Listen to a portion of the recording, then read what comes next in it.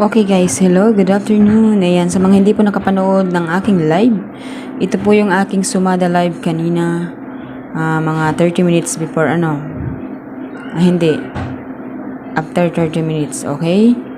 Ayan, so, La Union, meron yan La Union, Negros Occidental, Bulacan, Laguna. So, yung Angeles kasi wala guys. Ayan, so yan po yung mga na-update ko. Meron tayong kopya nito. So, yung Angeles wala akong nakuhang kopya guys. Ayan. So, yan po yung ating may bibigay na sumada ngayon. Meron yan Isabela, Tarlac, Pangasinan, Sorsogon, Quezon Province, Camarines Norte, Cavite, Rizal, Aklan, Mount Province, Cagayan, Pampanga. So, ako po ay nagla-live lagi So, dito po sa aking Facebook page. Ayan. So, ang pangalan ko po sa YouTube channel ko ay Manilyn La Madrid. So, nakikita niyo naman po lagi kung ano po yung pangalan ko sa Facebook page, yun din po ang pangalan ko sa YouTube channel. Okay? Ayan. So, yan po ang pangalan ko sa YouTube channel ko. So, kadalasan lagi po ako nag-update is sa YouTube channel. Kasi nga po, nagkaroon ako ng problema sa Facebook page. Ayan. So, nagkaroon ako ng problema. Kaya, kung mapapansin ninyo, is napakatagal ako bago gumawa ng video sa Facebook page. At kung mapapansin din ninyo na wala po yung mga ginawa kong video na mga lumang video natin. So, kahit po yun ay mga trending, kahit po yun ay maraming views.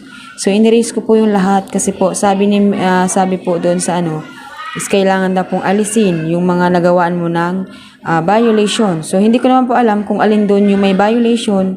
Kaya para mas sure po, kahit po nasa 600 plus po yung lahat na ginawa kong video doon sa aking Facebook page ay inalis ko na siya. Okay? Inalis ko po talaga kasi hindi ko po alam kung alin po doon ang merong violation. So, hindi naman po yan nagno-notify.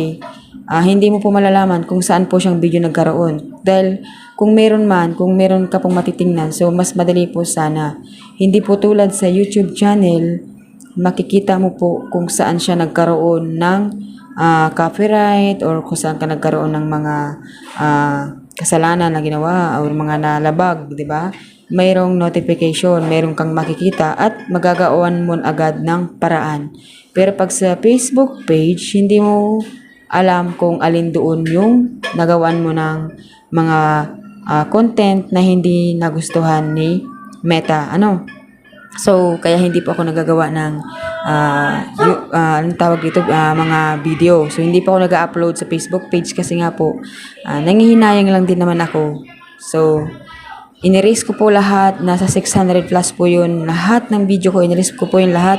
Kasi po, minsan, kahit hindi naman po sa violation yung nangyari, kapag meron pong nag-react doon sa ginawa kong video, meron pong nag-react na hindi po angkop doon sa ginawa kong video, ay magkakaroon po ako ng violation. So, sana po, yung mga magre-react naman po is wag naman po na galit kayo or something na masama yung loob ninyo. Kung bawa, umiiyak kayo or gagalit kayo, so sana po, wag nyo po yun gawing i-react doon sa ginawa kong video. So, wala naman po ako sa inyong sinasaktan at wala naman po ako sa inyong inaagrabyado. Kaya dapat, patas-patas lang po tayo, diba? So, hindi naman po ako guys, nanlalamang sa inyo, tinutulungan ko kayo mag-sumada. Okay? So, yung mga nagre-request, binibigyan ko rin po ng chance yung mga nagre-request, no? So, yan. Ito po yung ating Manilyn La Madrid YouTube channel at yan din po ang Manilyn La Madrid Facebook page. So, try ko po ngayon kasi ngayon nakita ko doon sa Facebook ko. Hindi ko lang guys alam kung totoo na yun kasi may nakalagay na doon na no issues. Good news, no violation. Yun po yung nakalagay. So, hindi ko po alam kung naalis na po yung violation ko doon na luma. Pero, sana tulungan ako ni God na maayos yung Facebook page ko guys, no? Para po, tuloy-tuloy yung upload ko doon at di kayo mahirapan maghanap ng mga sumada ko. Kasi sa YouTube channel is kailangan talaga meron kang wifi or meron kang load talaga. Kasi pag sa Facebook, kahit po 10 pesos lang na Facebook 10 is makakapanood ka na po ng ating update. So, yan. Yan lamang po guys. Maraming salamat po sa lahat po ng hindi nang iwan at sa lahat po ng mga dumadagdag at sa lahat po ng laging naandyan.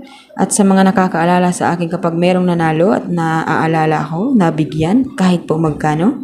So, hindi ko po yun nakakalimutan guys. Kung hindi naman po, wala pong problema. Kasi po, nasa sa inyo po yan at bukal po sa inyong kalooban. Hindi po pwede akong mamilit na ako inyong bigyan dahil hindi naman po ako pulubi. 'Di ba? Yung gusto lamang pong magbigay, hindi po ako mayaman. At mahirap lamang po ako, pero hindi po yung sobrang mahirap. No, hindi po yung ganon. So, yung tama lang. Huwag po tayo magsinungaling kasi mahirap po yun. Sinasabi ko lang yung totoo. So, yun lamang po guys. Maraming salamat sa lahat ng mga nag-aantabay at naghihintay lagi ng ating pong sumada. So, yun lamang guys. Maraming salamat po and God bless po sa inyong lahat. Bye-bye!